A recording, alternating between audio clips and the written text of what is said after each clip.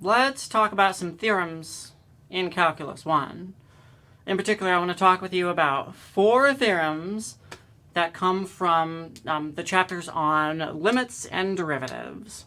In particular, I want to talk about the Intermediate Value Theorem, the IVT, the Mean Value Theorem, the MVT, the Extreme Value Theorem, the EVT, and then a theorem that unfortunately doesn't have a TLA, Rolle's theorem, which I'm thinking about being as the f prime equals 0 theorem.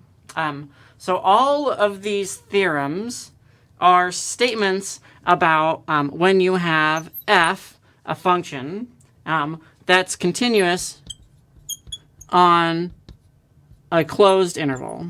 So all of them really want your function to be continuous on closed interval. All 4 of these theorems require a continuous function on a closed interval. But they say different things about the function f. In particular, the Intermediate Value Theorem says that if we start at height A and we end at height B, come on brain, when we end at height B and the function is continuous in between there, that means I can't pick my finger up. All values here are attained, right? Everything is attained.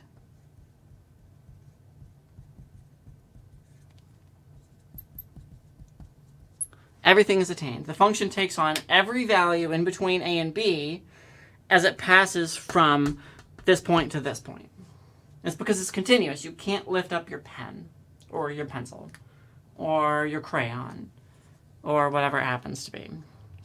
The other 3 theorems do something different. So I think I'm going to wipe out this f is continuous on that and remind you all of these need a continuous function, that if you have a function that's not continuous, then their conclusions will not necessarily be satisfied. Okay? So the Intermediate Value Theorem says that everything in between A and B has to be attained. In contrast, Rolle's theorem says that if you have a function that starts and ends at the same value, and it's continuous, and it's differentiable, right? Then the function is going to take on value 0 somewhere, right? This value c here has to exist so that f prime of c equals 0. That place has to exist. Right. In addition, the function has to the function f has to be differentiable. So how about I put a star right here, indicating that the function has to be differentiable for Rolle's theorem to apply. This function here for f, in the case of the Intermediate Value Theorem, it doesn't have to be differentiable. It can have all sorts of corners and stuff like that. It just has to be continuous. The Extreme Value Theorem. I'm going to come to the Mean Value Theorem last. The Extreme Value Theorem says that if I have f, let me use pink. If I have f is continuous on that interval, then the function,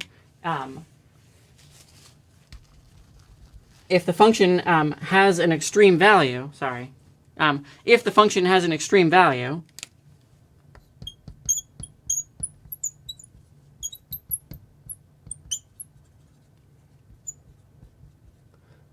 at some point c, then c is a critical point. And a critical point says that either f prime of c equals 0, or f prime at c does not exist, that the function isn't differentiable there. That says DNE, that the function isn't differentiable there. So it's a critical point. It's a critical point. I feel like I want to draw a picture at that place. I'm going to do it. So a function that has an extreme value has a critical point at that extreme value if the function is continuous. Right? So let me draw a continuous function that does that has these extreme values here, here, and here, And the function has critical points at all of those places, right? Here, the function is not differentiable. Not differentiable. Here, the function is not differentiable. And here, the function is such that f prime equals 0 there. And that's precisely what critical points are. So a continuous function with extreme values is either not differentiable or is locally flat at extreme values. And then finally, the mean value theorem says that if I have a differentiable function, so I'm going to put a star next to it like I did for Rolle's theorem. Rolle's theorem and mean value theorem both require a differentiable function. That if your function passes from here to here in a fashion such that it's differentiable, that if I take and draw the line that connects these two things, does that even show up? No. It's okay. Still have more markers. That one doesn't show up for squat either. Oh, there we go. Whoa. That's a good one. Right. So, so the function has height A right there. It has height B right there. That's not the height of this min right here. That's the function height at these two places on that closed interval.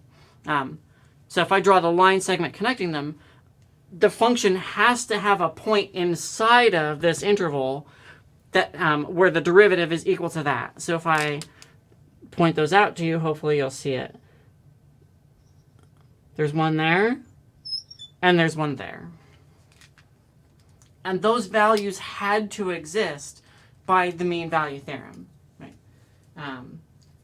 So they kind of all say something different about continuous functions.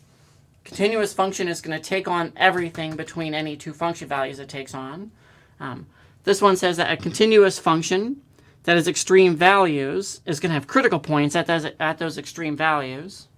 It doesn't say that a critical point will yield an extreme value. It does not go that way. This one says that a continuous and differentiable function that starts and ends at the same value is going to take on derivative 0. And then the mean value theorem is in some sense a generalization of Rolle's theorem, or maybe Rolle's theorem is a specialization of the mean value theorem or a special case. Says that the slope that connects these 2 points, that slope will be attained. That slope will be attained somewhere inside of this interval. It doesn't say where they are. It's just an existence proof. Just like IVT just says it exists. It doesn't say where it's going to happen. Right? This one just says it exists. It doesn't say where it's going to happen. So those are the 4 theorems that I wanted to cover in today's quick little video. I didn't show you how to prove things using any of these theorems, but at least I told you what the theorems say at some level. So thank you very much for watching, and I hope you have a very nice day. Bye.